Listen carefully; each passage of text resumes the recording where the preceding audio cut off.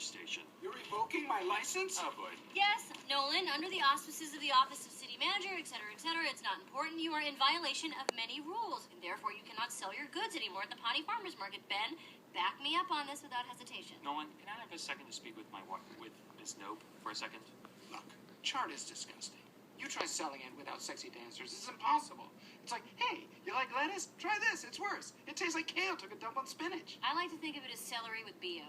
But if it's so gross, you should just sell something else. I inherited this farm from my dad. It's all I have. Plus, the other vendors want me there. I'm good for business. We're not revoking your license. For now. I am sorry you had to come in. Judas!